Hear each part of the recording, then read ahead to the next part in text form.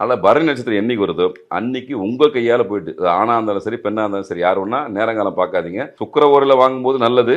நிறைய பேருக்கு ஓரை பார்க்க தெரியாது, விட்டுருங்க. ஆனால் அன்னைக்கு பரணி நட்சத்திரம் காலண்டரில் பார்த்துட்டிங்கன்னா தயவு செஞ்சு நீங்கள் போயிட்டு சர்க்கரையும் உப்பும் வாங்கி உங்கள் வீட்டில் வைக்கும்போது மகாலட்சுமி உங்கள் வீட்டுக்குள்ளே மெல்ல மெல்ல நடமாட ஆரம்பிப்பாங்க.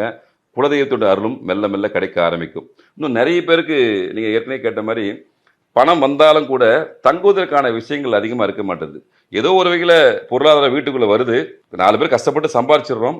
ஆனாலும் வீட்டில் தங்க மாட்டேங்குதுன்னு ஒரு சிக்கல் நிறைய பேருக்கு உண்டு. அதுக்கு மிக எளிமையான பரிகாரம் ஏற்கனவே சொல்லியிருப்பேன், திரும்ப ரிமைண்டர் பண்ணுறேன். அதை தாண்டி ரொம்ப எளிமையான பரிகாரம் ஒன்று இருக்குது. அரச மரம் எல்லாருமே பார்த்துருப்பீங்க, எல்லாருக்குமே தெரியும். அரச மரம் தெரியாத நபர்கள் யாருமே கிடையாது.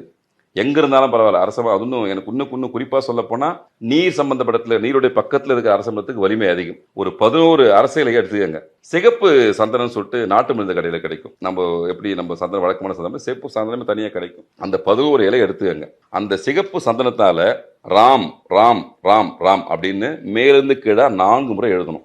ஒரு முறை செஞ்சால் போகுது, 4 முறை எழுதிட்டு அதை அப்படியே கொண்டு போயிட்டு பக்கத்தில் இருக்கிற ஆஞ்சநேயர் கோயிலில் அவருக்கு மாலையாகவும் சாத்தலாம், அல்லது அவர் காலடியிலையும் வச்சு வணங்கலாம். இதை ஒரு முறை செஞ்சால் போதும். இல்லை எனக்கு பண பிரச்சனை அதிகமாக இருக்குது ஐயா, வீட்டில் தங்கவே மாட்டேதுன்னா தயவு செஞ்சு ஒரு 15 நாட்கள் ஒரு முறையோ மாதத்துக்கு ஒரு முறையோ உங்கள் வசதிக்கு ஏற்ப இதை நீங்கள் தொடர்ச்சியாக செஞ்சு வந்தீங்கன்னா உங்கள் வீட்டில் பணம் தங்கும், குலதெய்வம் வாசம் செய்யும், மகாலட்சுமி வாசம் செய்யும். அந்த ஆஞ்சநேயர பெருமான் வரக்கூடிய அனைத்து தடைகளையுமே உடைத்து ஒரு சுபிட்சமான விஷயம் நடக்க ஆரம்பித்ததுக்கான ஒரு சூழ்நிலை உருவாக்குவார். சுப நிகழ்ச்சிகள் இதன் மூலியமாக வீட்டில் மெல்ல மெல்ல நடக்க ஆரம்பிக்கும்.